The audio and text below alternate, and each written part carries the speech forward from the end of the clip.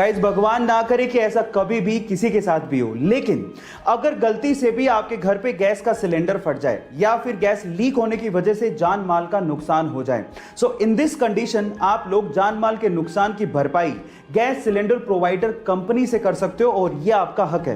मैं आपकी जानकारी के लिए आपको बता देता हूं कि ऐसा एक्सीडेंट होने पर 10 लाख रुपए पर पर्सन कैजुअलिटी के और 50 लाख रुपए पूरे एक्सीडेंट के आप लोग गैस सिलेंडर प्रोवाइडर कंपनी से सहायता के हकदार हैं और यह जानकारी आपको होनी चाहिए।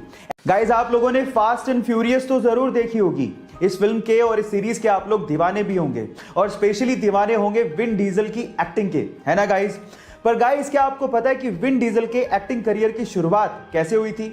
इसकी भी बहुत एक इंटरेस्टिंग स्टोरी है, चलिए मैं आपको बताता हूं। एक्चुअली जब वो 7 साल के थे तो वो किसी थिएटर में अपने दोस्त के साथ तोड़फोड़ करने के लिए पहुंचे थे, लेकिन बजाय पुलिस को कॉल करने के आर्टिस्ट डायरेक्टर ने उन्हें स्क्रिप्ट थमा दी और उन्हें अपकमिंग शो के लिए रोल का ऑफर कर दिया और इस तरह से उनके एक्टिंग करियर की शुरुआत हुई, है ना इंटरेस्टिंग फैक्ट। आखिर ऐसा क्या है इजराइल देश के पास कि चारों तरफ से दुश्मनों से घिरे होने के बावजूद भी कोई भी दुश्मन इजराइल की तरफ आंख उठा के भी नहीं देख सकता?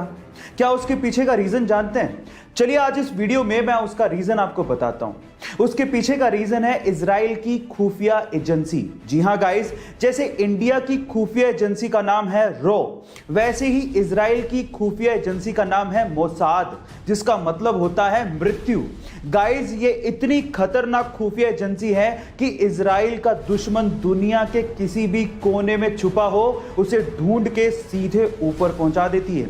इसीलिए इस खुफिया एजेंसी को दुनिया की सबसे खतरनाक खुफिया एजेंसी कहा जाता है और इसी वजह से कोई भी दुश्मन इजराइल की तरफ आंख उठा के नहीं देखता। इंडिया की स्पेस एजेंसी इसरो का एक और कमाल सुनिए। नवंबर 2019 में कार्टोसैट 3 नामक एक सैटेलाइट को सफलतापूर्वक स्पेस में इन्होंने लॉन्च कर दिया। अब इसकी खास बात सुनिए, 509 किलोमीटर की ऊंचाई से लेकर 10 इंच तक की ऊंचाई की साफ तस्वीरें ये इसरो को भेज सकता है। मतलब आपकी कलाई की घड़ी में कितना बजा है इसकी साफ तस्वीर ये इसरो को भेज सकता है और आज से पहले तक किसी भी देश ने इतना ताकतवर कैमरा कभी लॉन्च ही नहीं किया है।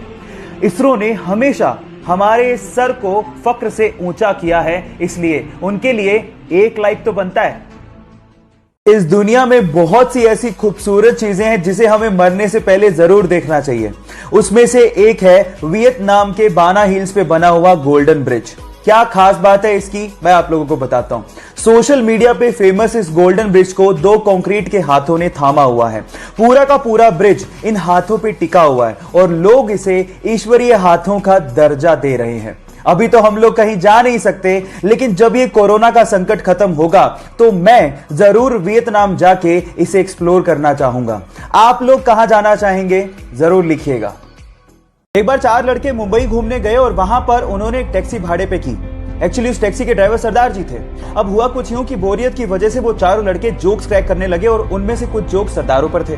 जब भी वो सरदारों वाले जोक्स क्रैक करते, सरदार जी को बड़े ध्यान से देखते, लेकिन सरदार जी कोई रिएक्शन दे ही नहीं रहे थे। जब पूरा दिन खत्म हो गया तो उतरते वक्त उन चारों लड़कों ने सरदार जी को कहा कि हमने सरदारों पर इतने जोक्स क्रैक किए, आपको बुरा क्यों नहीं लगा?